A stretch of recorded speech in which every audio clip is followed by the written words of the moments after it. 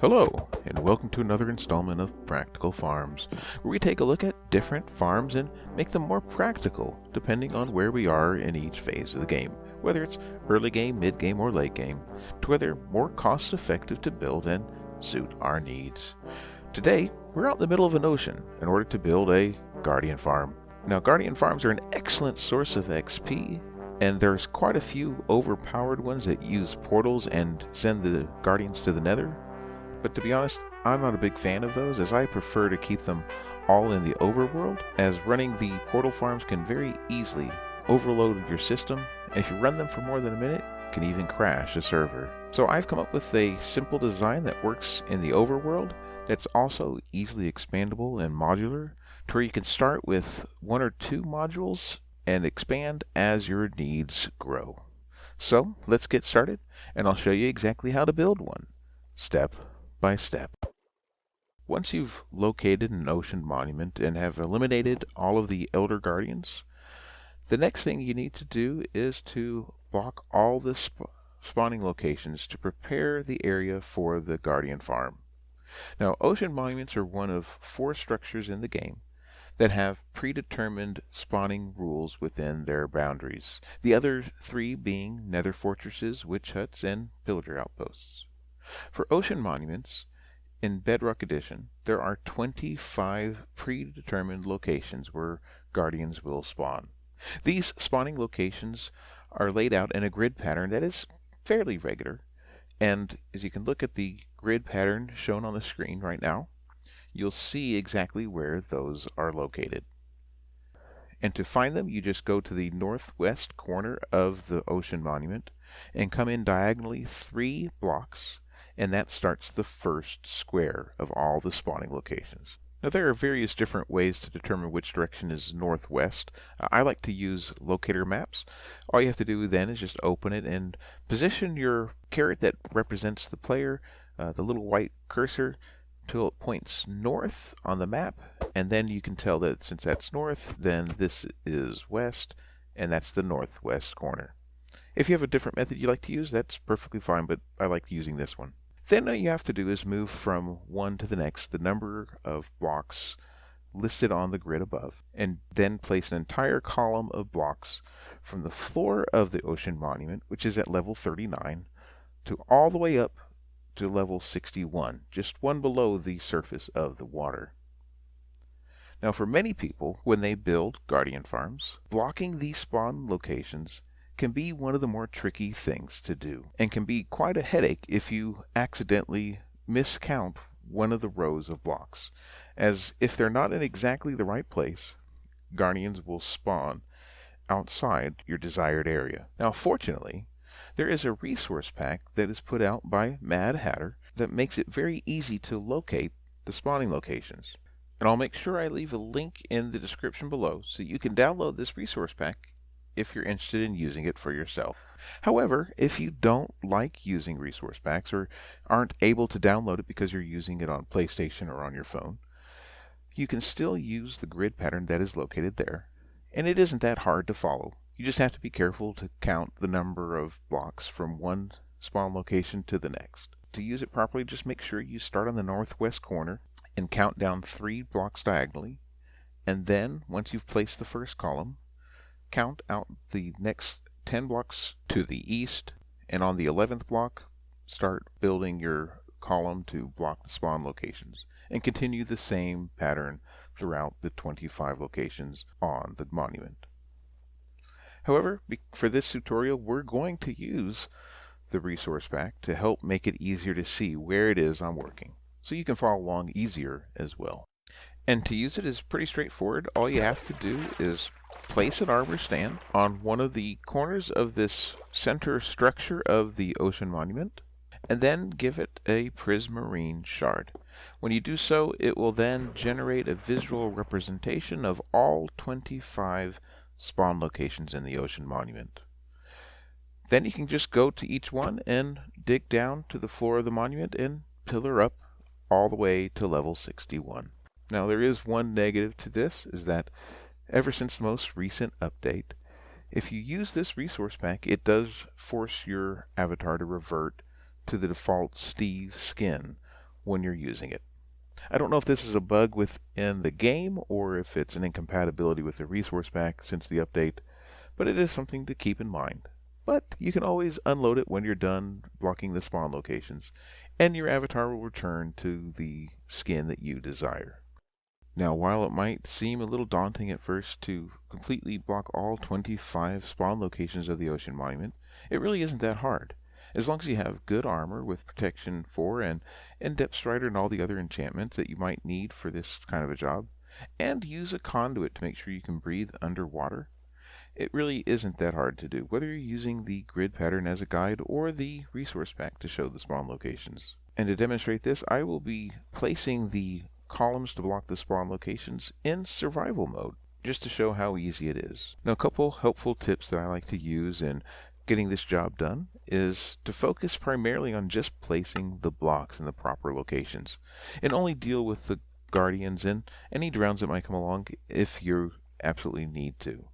As you place the blocks for the spawn blocking towers, you can just use it to help block line of sight with the guardians, and they'll just ignore you if they can't make direct eye contact. However, if you are forced to engage with the hostile mobs, a trident with loyalty 3 and impaling 5 makes the job a lot easier as well. And to be honest, I kind of enjoy sniping the guardians every once in a while with the trident. It's just kind of a fun thing to do. But like I said, just focus on placing the blocks and it goes pretty quickly. So if we go over here to the northwest corner and go in 3 diagonal from the corner, you can dig down to the ground to the floor level and just pillar up all the way to level 61, which is just one right below the surface of the water. And the first spawn location is blocked. Now you'll know that you've filled all the way to level 61 because when you stand on top of the block, well, you're at level 62. All that's left to do now is to go through and complete the other 24 spawn locations, blocking them off as well. Alright, let me just real quick heal up my hunger bar so that if we get hit by a guardian, I will be able to regenerate our health. So let's go ahead and do that another one real quick together. And as you go over here, you can see that sometimes if you're using the resource pack, the visual representation for it kind of glitches out a little bit. Just need to move around until you find it again. And once you can pinpoint the block that you need to remove, just go straight for it and dig down to level 39.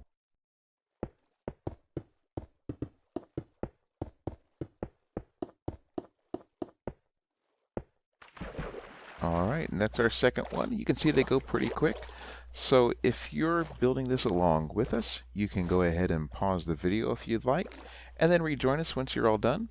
I'll go ahead and finish the other 23, and then we'll come back together once I've got that all done. Should only take a few minutes, so I'll see you in just a minute.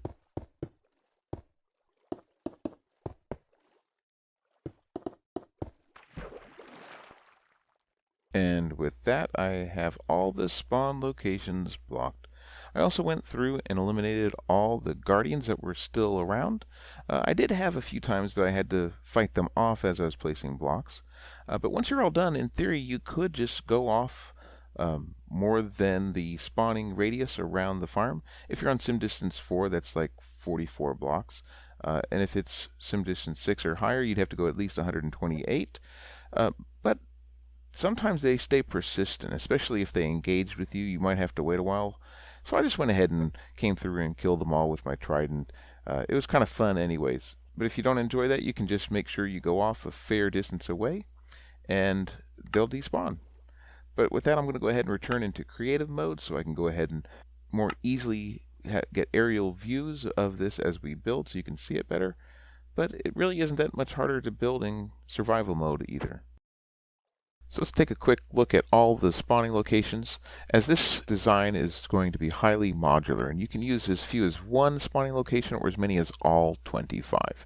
However, as the most likely use for this farm will be to gain experience, whether for enchanting or repairing items with mending or whatever purpose you might need your experience for, we're going to be combining pairs of spawning locations that are near each other. And we'll be doing this on a east to west direction. While in theory you could just use one spawning location, the amount of time it takes to go from level 0 to level 30 on experience with only one spawning location takes about 9 minutes. Whereas if you combine two that are near each other, that time drops dramatically, all the way down to less than 4 minutes to get to level 30. And as you add more and more modules, that time drops significantly.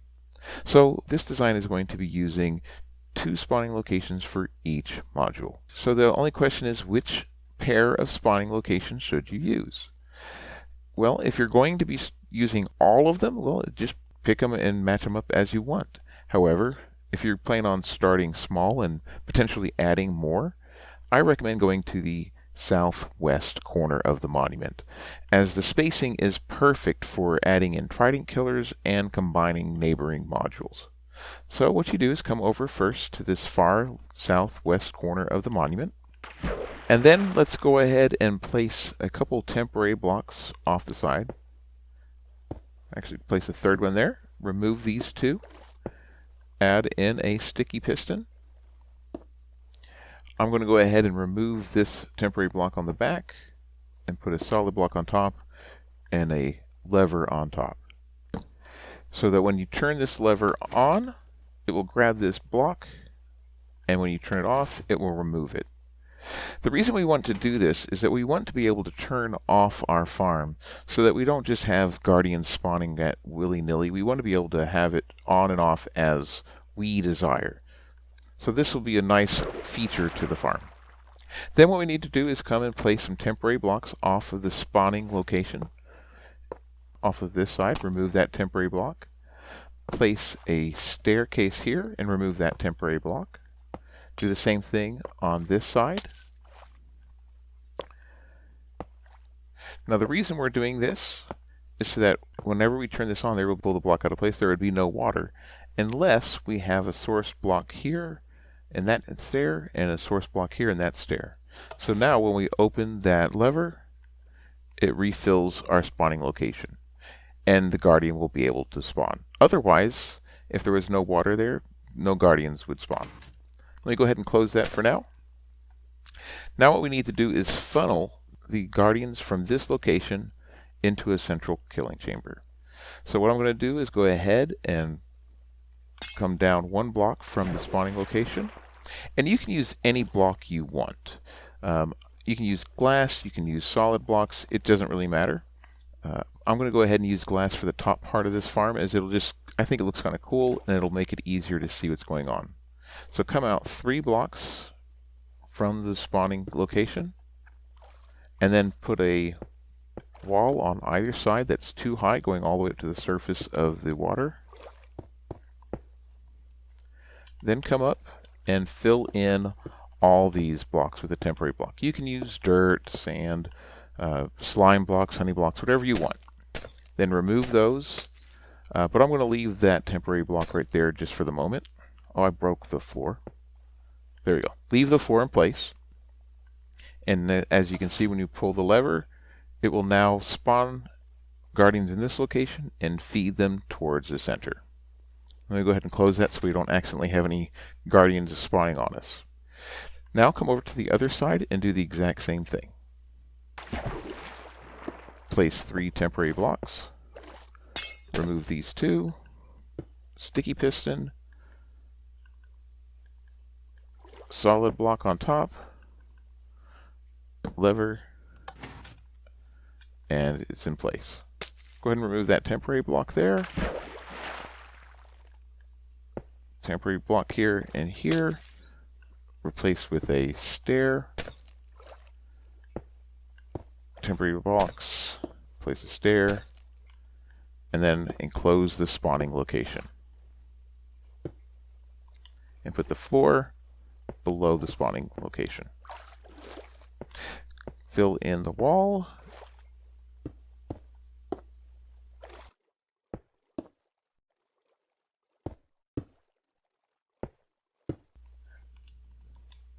And remove all water in this channel.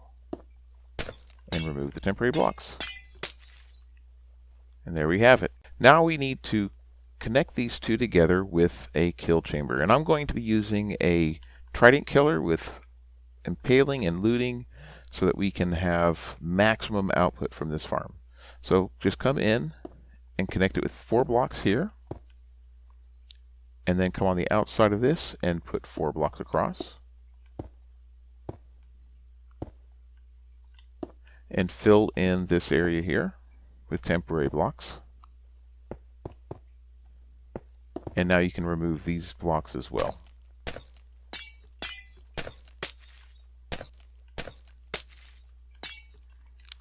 Then come below it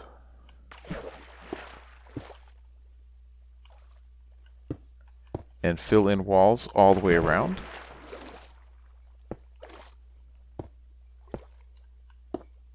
Extending the kill chamber for the trident killer in a 4x4 square. We're going to want to extend this a total of 10 blocks downwards. However, once you get to the 4th block, we're going to switch from clear glass, like I said, I'm just doing that so we can see what's going on, to solid blocks so that we can have some redstone components working using these solid blocks, as they don't work with the transparent glass. So we're going to come down 1 more, and then we'll switch to solid blocks.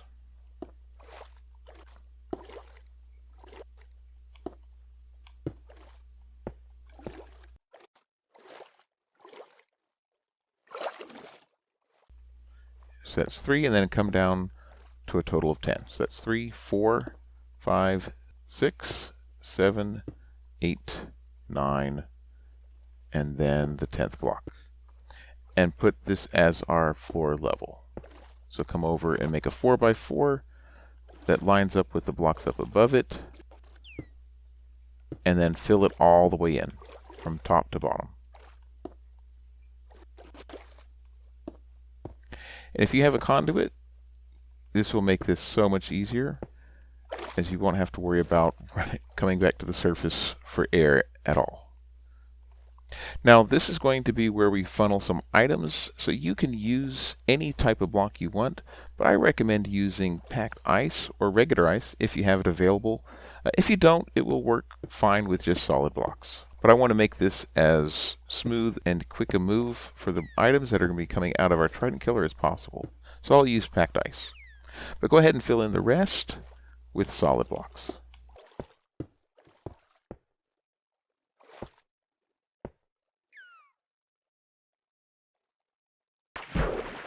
Now that we have that in place, we need to put in solid blocks to remove the water up here.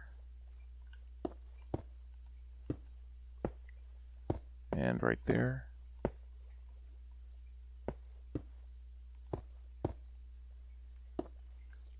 Okay, so this is now in place. So what we want to do is remove these temporary blocks. Oh, I forgot to put one right there. And put one right there. There we go. I probably did the same thing on this side. Nope, that one's good.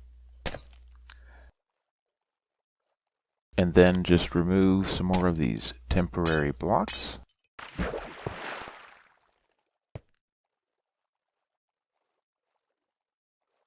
There we go. So now what we need to do is have it to where the guardians will fall into the kill chamber very easily without fighting the current. So what we're going to do is put a button right here and a button right here, so that as they come to the edge they will just fall off without fighting it. However, in my experience, if you leave it just a single wide all the way to the kill chamber, they tend to get bunched up. So the next thing we're going to do is just add an extra set here. This way, as the guardians get pushed by the water, if any one of them kind of tries to fight the current, any behind them will just kind of slide off to the side here. And that way they'll fall in a little quicker.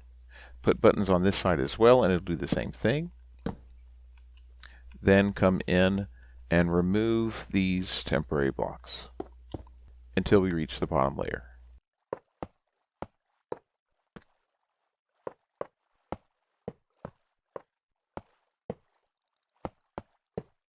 Alright. Then what we want to do is remove these blocks here, except we don't want the water coming through for just yet, so let's go ahead and put a couple buttons temporarily right here to keep the water out. We'll come back and remove those and have a water system so that it'll feed out in just a moment. But for now, we need to add in the working components for our Trident Killer.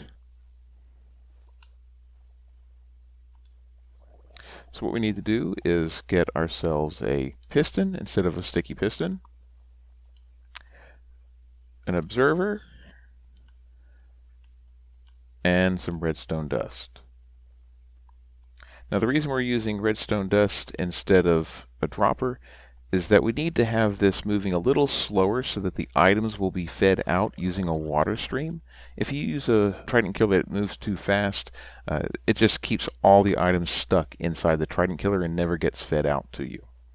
So what we need to do is go ahead and put in where our floor for the Trident Killer is going to be, and then have where the output is.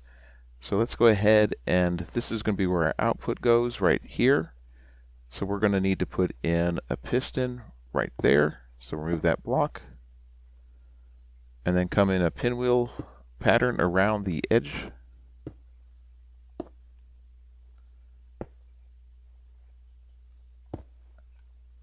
And we're going to want to have this piston and this piston waterlogged and have a stair here that's waterlogged. So let's go ahead and remove that block, replace it with a stair, and we'll come back and waterlog those in just a minute. Now we also want to have items dropping through to this floor level so that they will get fed out to our collection system. So what we need to do is place glass panes right here and right here, and then come up, and we can either put solid blocks or packed ice, whichever one you want. They work pretty well either way. So let me remove that temporary block. If you have plenty of packed ice, you might as well put them here, but solid blocks of any kind will work just fine for now.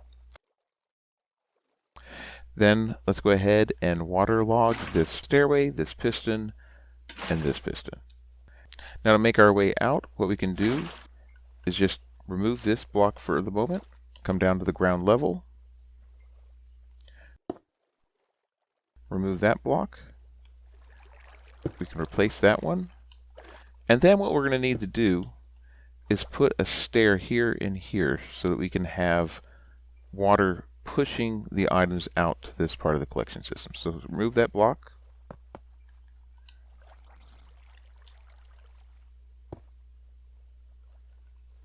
and place a stair there, remove that block, place a stair there, and then go ahead and waterlog those both.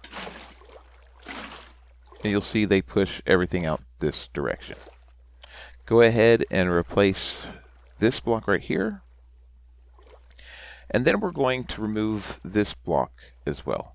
Now the reason we're doing that is so that all the experience floats on the water, so it won't drop down into this drop chute too easily.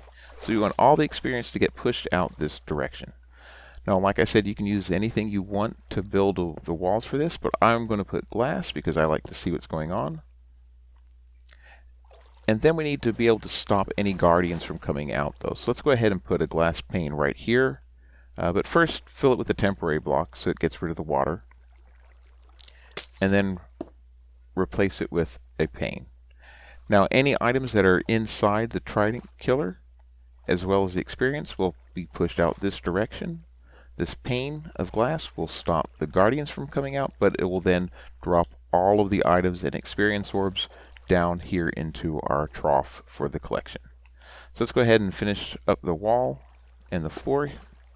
I'm going to use packed ice just to make it a little faster and smoother, and then put in whatever solid block of choice you'd like to have on the sides. And again, the only reason I'm using glass here is to make it to where I can see what's going on a little more easily. There's no reason to use that you can't use some other block if you'd like.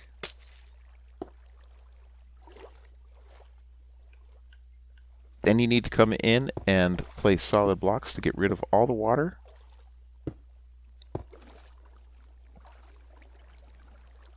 And once you've done that, you can remove your temporary blocks.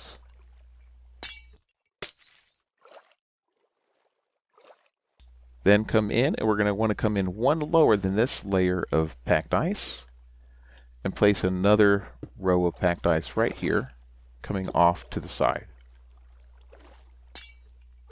And that was just a temporary block. Then we're going to place... Oh, that poor fish got stuck outside the water. We're going to place a stair here. And if we do it before we place any solid block, it'll automatically be waterlogged.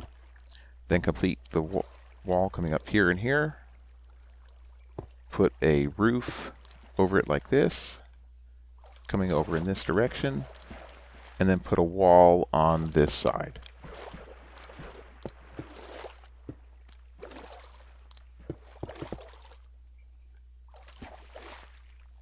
Then come in here and fill it in with some temporary blocks. I'll use solid stone just so I don't get confused of which blocks to remove. Then remove these. And let's go ahead and put a button here and here to keep the water from flowing the wrong direction. And then we can remove these temporary blocks. Now, you're going to want to put in a glass pane right here, in here, so that any items that get pushed across will hit this and fall straight down. The reason for this is that it also blocks the water from flowing past this point once we remove the buttons. And if we decide to expand onto the other side, it will also prevent any items jumping across to the other module. And as you can see, it pushes all of the items into this direction. Before we go any further, though, we need to finish our trident killer. And it should be pretty easy to do now that we have all the other stuff in place. But what we're going to need to do is come in and remove the corner blocks and put an extra row of blocks to protect it from the water. Because what we're going to need to do is, in this location right here, put some redstone dust. But you can't place redstone dust in water. So this is a little bit tricky. So here's how I go about doing it. If you go ahead and just place some blocks like this, what we can do is remove that, temporarily put a button here, remove that block, and now we can put a piece of redstone dust. Then come back in, and you'll have to be kind of quick with this. Remove the button and place a block at the same time. Otherwise, that redstone dust will get knocked out. And I'm going to go ahead and remove this and put in a glass block so we can see that it's still there. Oh. There we have it. It's in good shape. So if you just do it quickly, you'll have no problem getting the redstone dust where it's supposed to go. Then, now that that's in place, we can go ahead and remove that temporary block. And we will need to put in an observer looking at the redstone dust.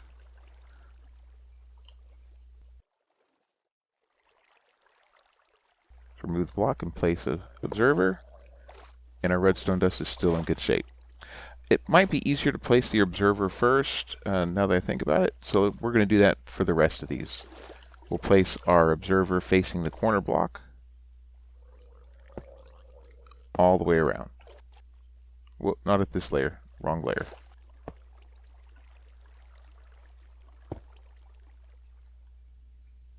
So remove that block, place an observer. We'll need to do the same thing right there. So let's go ahead and just let's remove both of those. And then put back in a solid block.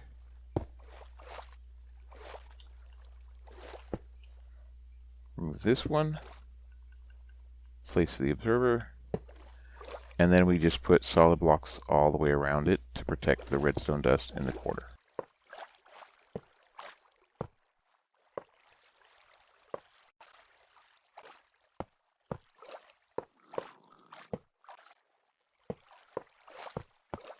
Put a temporary block right here. Remove this one and this one. I'm going to put a button temporarily. Redstone dust. And then replace the button with a solid block. In survival mode, it's a little trickier, but if you use the block you're going to replace it with to punch at the button until it breaks, you can then just time it to where you can place it in there as well. If that doesn't work, another way that I've done it before, because I just was having trouble, is I just create a safe area like this that blocks all the water out, and you can just come up into this gap and place the dust like that. Then you can come down and place the solid block right there and remove these temporary blocks. Takes a little more work, but if you're having trouble timing the breaking of the block button and placing the block, that's probably the safer way to do it anyway. Alright, so we have 3 of the corners. Let's do the 4th one. And I'll do it that other way, the simpler way that I just showed you.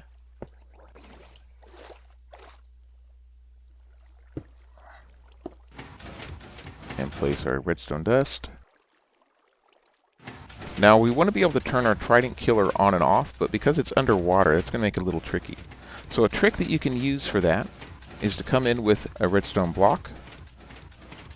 And if you place it right here, that will power the redstone dust and will turn off the trident killer. However, you want to be able to turn it on as well. So what we're going to do is leave this block in place, remove this one, and then take a sticky piston and have it pointing to where the sticky part is facing down. And then you can place a lever on top of that sticky piston. And when you flick the lever, it connects to the redstone block. And when you flick it again, it now turns on the trident killer. And that's all there is to it. This is the entire trident killer done.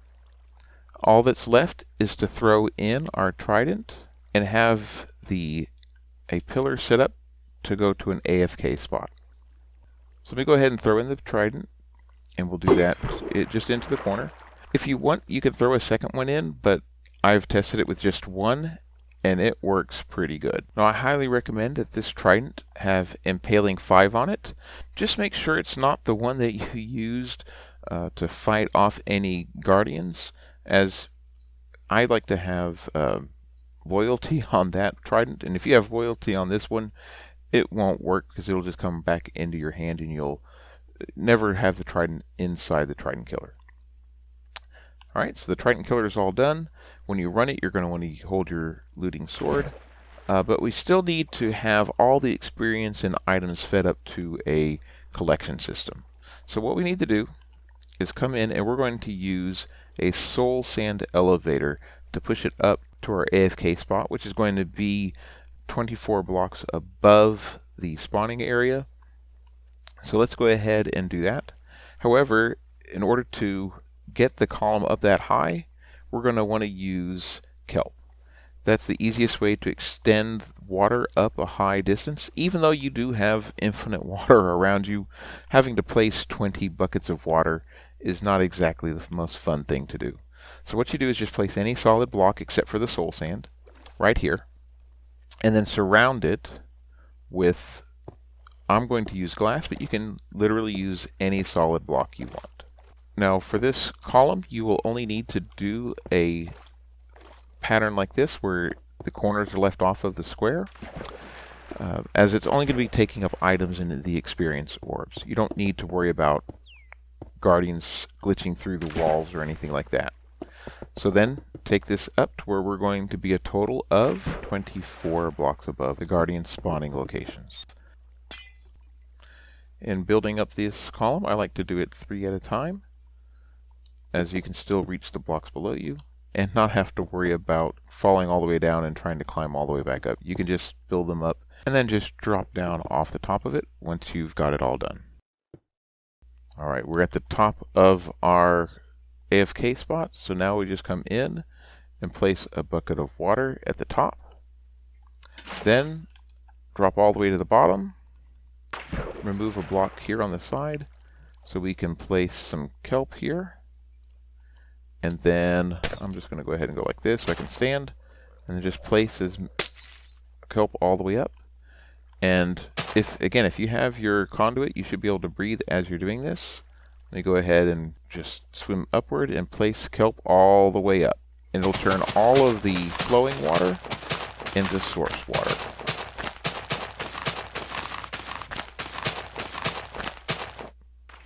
And now that we're at the top, we can just go back down to the bottom and break the bottom piece of kelp, and they all float up to the top out of the way. And we can replace the bottom block with soul sand. And this will create our bubble elevator. So remove that block, place the soul sand, and then replace the wall of this column, and it'll take you all the way up. Now, you're going to need a way to get to the top from your farm. So what I like to do is place some solid blocks coming off of here. You probably are going to want to use non-spawnable blocks, but we're going to probably replace these with solid blocks later when we add in some extra modules.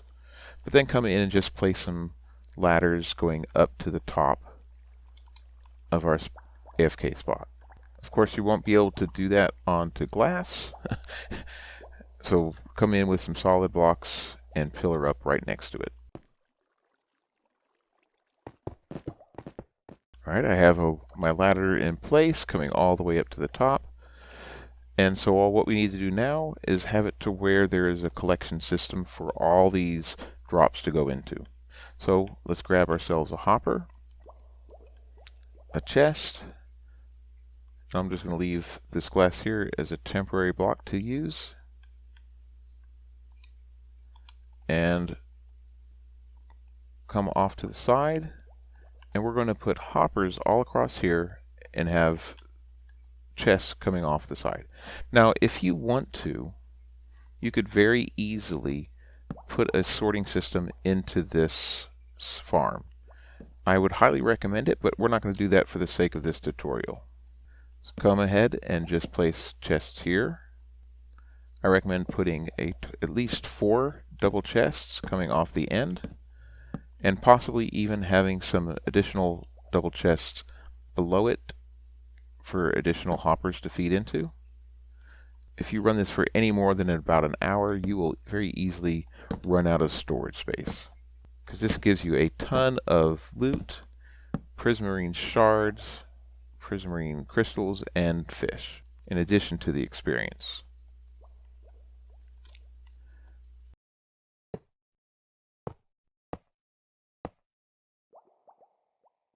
Then come up on top and place hoppers pointing down into each double chest.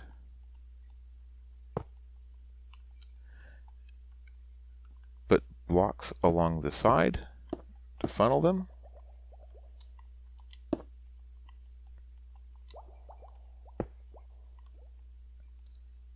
And this will be where you stand to collect all the experience. So just go like this. And any additional items that don't get caught by the hoppers, it does happen occasionally, not very often, you can then collect as well by standing in this spot right here. Remove this block, and I recommend putting a piece of packed ice right there, as it will just help make sure that any items coming off of there will just have a little extra speed as it slides across the packed ice. And there we go. That is all there is to building the Guardian farm. So all we have to do is get our looting sword,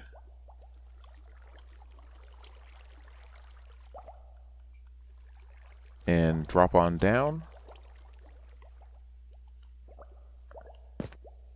turn on the trident killer,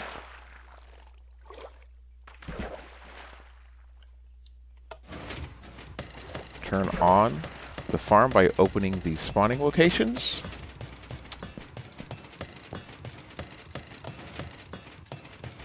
And everything looks like it's working great.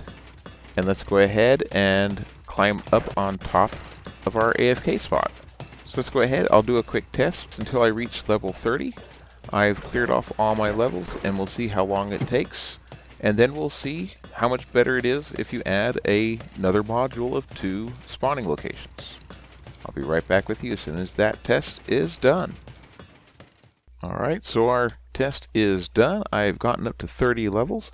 Actually, it overshot it a little bit and got to almost 31.5 levels by the time I stopped the test.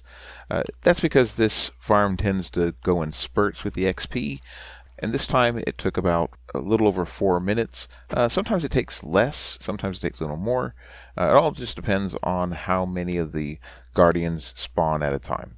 You'll also will notice that I placed a glass block above the bubble column that the items are coming up. And the reason for this is as those items were coming up the bubble elevator, they got launched high into the air above the elevator. And while that was kind of funny to watch, I was kind of worried that they might disappear or maybe not make their way through the water stream. So I just put a block over it and it prevents any of the items from being launched that high, and they get redirected into the stream automatically. It also did produce a few stacks of prismarine shards and crystals as well as fish, but the main purpose of this single module farm is just for some XP. If you want to collect more of those for building purposes, I highly recommend adding a second module of 2 spawning locations, or possibly even going up to a total of 4 modules of 8 spawn locations. I'm going to go ahead and build that right now, of putting in a total of 2 modules with 4 spawning locations to see how that does, as it dramatically improves the rates of this farm. So let me go ahead and build an additional module, and I'll be right back with you in just a minute so we can test it out. Alright, so I went ahead and built the second module and did a test on this for an hour. I also went ahead and added in 2 more modules over there, a duplicate on the northwest side of the ocean monument, and tied it into a common AFK spot and storage system for the entire farm. But before we go ahead and show you how I did all that and how you can do it too, let me show you a few important design considerations for adding in the second module. So you can make sure you can do it without any complications. So as you can see, first off, I removed some extra blocks that weren't really necessary. I did on that side as well. There were some corner blocks. If you like leaving the corners in, that's perfectly fine. I took them out just to show what was absolutely necessary for this farm. Really, it's just the square 4x4 part of the trident killer, and then have the wall blocks that funnel in the guardians from their spawning locations set up like this. So take a good look to make sure that you can see all the parts that are absolutely necessary to help you understand how this works the best. The next thing I wanted to point out is that I also have the trident killer mechanism going in a clockwise direction, just like the first one. And as a result, that means then that our on switch has to be on this side of the trident killer, where on the first one it was on that side. The reason for that is not just so you can reach it easier from the middle of the farm, but also because when you have this stairway waterlogged, that piston waterlogged, and this piston waterlogged, it creates a flow of water to where it will then come into this opening here for the output of our farm. And the reason it's important to do it this way, if you have it coming out on this side instead, when you run the farm, the items will not get flushed out of the trident killer. Let me show you what I mean. As you see it running, hopefully you can notice that on the output of the trident killer, you can see that the water flashes on and off really quickly. This way, as the items are getting pushed around in a circle, they will occasionally get the chance to just stop moving and get flushed out the hole a little easier, or even fall down through the panes of glass. Otherwise, if you have it going counterclockwise with the pistons in this orientation, the water never really gets a chance to get flushed out of the system, and they will just stay inside Trident Killer and not get pushed out to the output and brought up to the AFK spot. So it's important to make sure that you put the output here instead of here. Otherwise, you'd have some issues with collecting your items. Also, it's really important that whenever you leave the area, or if you save and exit your game, that you turn off all the Trident Killers. Otherwise, you could break your trident killer. Also, when you run the farm, you better make sure you turn on the trident killers, otherwise it will stall out, and basically you won't get the output that you desire because the guardians will just accumulate in one of the trident killers if you don't have them all running. Also want to show you really quick how the two sides combine into a single output. You can now see why those glass panes were so important, because when the items come flying off this ice, they hit the pane and then fall down into the trough and push into the soul sand bubble elevator. If you didn't have those two panes there and used buttons instead, occasionally you would have items jump all the way across, land on the other side, and occasionally they would get hung up and would not get pushed into the elevator. So it's very important that we have this configuration where they join together.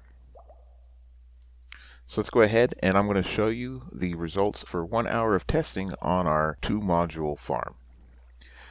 Like I said, I ran this for about an hour and we ended up with nearly 2 double chests of prismarine shards. If you include the 5 stacks that are inside the hopper connecting the 2 chests, it almost completely fills up this double chest as well.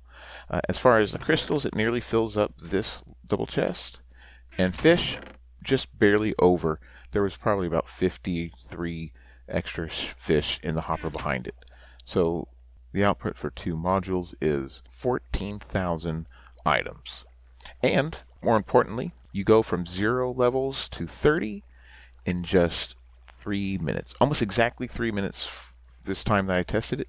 But that number can drop down as far as 2 minutes 45 seconds. And sometimes occasionally it goes a little over 3 minutes.